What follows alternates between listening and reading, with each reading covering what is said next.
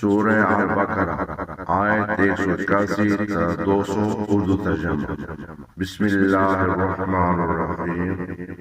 پھر جو کوئی اس وصیت کو سننے کے بعد بدل ڈالے تو اس کا گناہ انہی لوگوں پر ہوگا جو اسے بدلیں گے۔ بے شک اللہ سب کچھ سننے والا، سب کچھ جاننے والا ہے۔ ہاں، جو شخص وصیت کرنے والے کی طرف سے کسی طرفداری یا گناہ کا اندیشہ کرے اور ان کے درمیان صلح کرا دے تو اس پر کوئی گناہ نہیں۔ بے شک اللہ بڑا بخشنے والا مہربان ہے۔ اے ایمان والو، تم پر روزے فرض کیے گئے ہیں جیسے تم سے پہلے لوگوں پر فرض کیے گئے تھے تاکہ تم پرہیزگار بن جاؤ۔ چند گنتی کے دن ہیں، پھر جو شخص تم میں سے بیمار ہو یا سفر پر ہو تو دوسرے دنوں میں گنتی پوری کر لے، اور جو اس کی طاقت رکھے لیکن روزہ نہ رکھے تو وہ فدیہ دے۔ ایک مسکین کو کھانا کھلانا، اور جو کوئی اپنی خوشی سے نیکی کرے تو یہ اس کے لیے بہتر ہے۔ اور اگر تم سمجھو تو روزہ رکھنا ہی تمہارے لیے بہتر ہے۔ رمضان کا مہینہ وہ ہے جس میں قرآن نازل کیا گیا، جو لوگوں کے لیے ہدایت اور جس میں رہنمائی اور حق و باطل میں فرق کی روشن دلیلیں ہیں۔ پس جو کوئی تم میں سے اس مہینے کو پائے تو اسے چاہیے کہ اس کے روزے رکھے، اور جو بیمار ہو یا سفر پر ہو تو دوسرے دنوں میں گنتی پوری کرے۔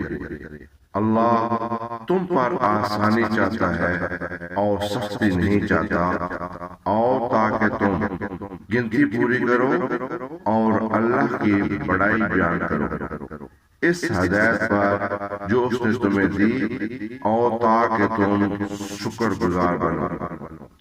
اور جب میرے بندے آپ سے میرے بارے میں پوچھے تو کہہ دیں میں قریب ہوں، میں دعا کرنے والے کی دعا قبول کرتا ہوں جو مجھ سے دعا کرتا ہے۔ پس انہیں چاہیے کہ وہ میری بات مانیں اور مجھ پر ایمان لائیں تاکہ وہ راہ راست پر آ جائیں۔ تمہارے لیے روزوں کی راتوں میں اپنی عورتوں کے پاس جانا حلال کیا گیا، وہ تمہارے لیے لباس ہیں اور تم ان کے لیے لباس ہو۔ اللہ کو معلوم ہے کہ تم اپنے حق میں خیانت کرتے تھے، پس اس نے تم پر مہربانی فرمائی اور تم سے درگزر کیا۔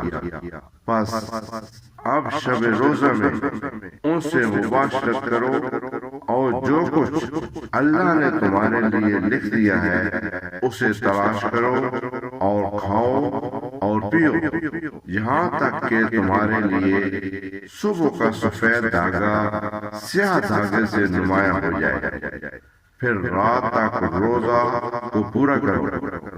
اور جب تم مسجدوں میں اعتکاف بیٹھے ہو تو ان سے مباشرت نہ کرو، یہ اللہ کی حدیں ہیں، بس ان کے قریب نہ جاؤ۔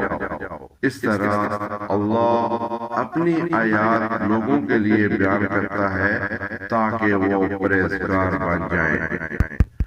اور تم آپس میں ایک دوسرے کا مال ناحق نہ کھاؤ، اور نہ اس سے حاکموں کے آگے اس غرض سے پیش کرو کہ تم جان بوجھ کر لوگوں کے مال کا کچھ حصہ ناحق کھا جاؤ۔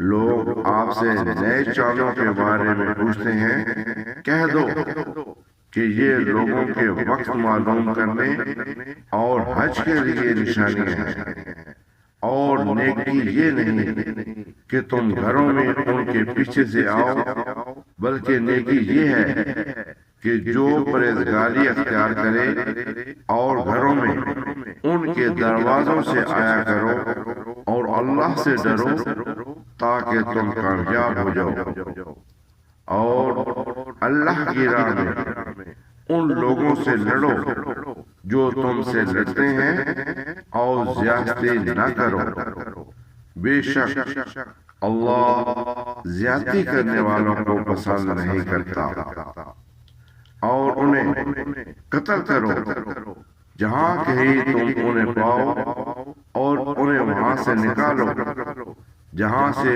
انہوں نے تمہیں نکالا، اور فتنہ قتل سے زیادہ سخت ہے، اور ان سے مسجد الحرام کے پاس نہ لڑو جب تک وہ تم سے وہاں نہ لڑے، اور اگر وہ تم سے لڑے تو تم بھی انہیں قتل کرو، یہی کافروں کی سزا ہے۔ پھر اگر وہ باز آ جائیں تو بے شک اللہ بڑا بخشنے والا مہربان ہے، اور ان سے جنگ کرتے رہو یہاں تک کہ فتنہ باقی نہ رہے اور دین صرف اللہ کا ہو جائے۔ پھر اگر وہ باز آ جائیں تو زیادتی کرنے والوں کے سوا کسی پر زیادتی روا نہیں۔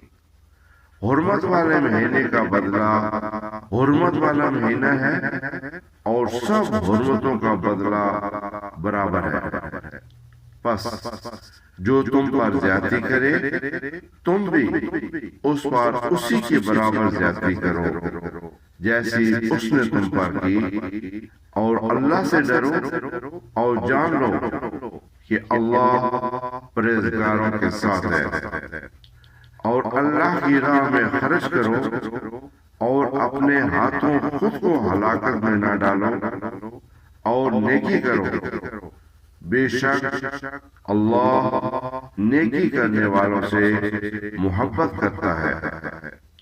اور حج اور عمرہ کو اللہ کے لیے پورا کرو۔ پھر اگر روکے جاؤ تو جو قربانی میسر آئے کر دو، اور اپنے سروں کو نہ مڑواؤ جب تک کہ قربانی اپنی جگہ نہ پہنچ جائے۔ پھر جو تم میں سے بیمار ہو یا اس کے سر میں کوئی تکلیف ہو جس کے باعث وہ سر منوائے تو اس پر فدیہ ہے روزہ یا صدقہ یا قربانی۔ پھر جب تم عمل میں ہو تو جو حج سے پہلے عمرہ کرے تو وہ قربانی دے جو میسر ہو۔ پھر جو مقدور نہ ہو تو وہ 3 روزے حج کے دنوں میں اور 7 واپس آ کر یہ 10 مکمل ہوئے۔ یہ اس کے لیے ہے جس کے گھر والے مسجد الحرام کے پاس نہ رہتے ہوں، اور اللہ سے ڈرو اور جان لو کہ اللہ سخت عذاب دینے والا ہے۔ حج کے مہینے مقرر ہیں، پس جو ان میں حج کی نیت کرے تو نہ عورتوں سے مباشرت کرے، نہ گناہ کرے، اور نہ لڑائی جھگڑا کرے حج کے دوران، اور جو تم بھلائی کرو اللہ اسے جانتا ہے، اور زاد راہ لے لو، پس بہترین زاد راہ تقوی ہے، اور اے عقل والو مجھ سے ڈرو۔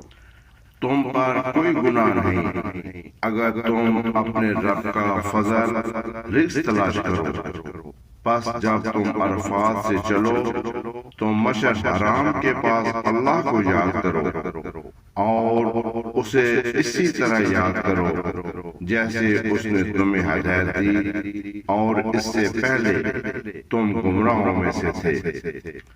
پھر تم وہیں سے واپس آؤ جہاں سے سب لوگ واپس آتے ہیں، اور اللہ سے بخشش مانگو، بے شک اللہ بڑا بخشنے والا مہربان ہے۔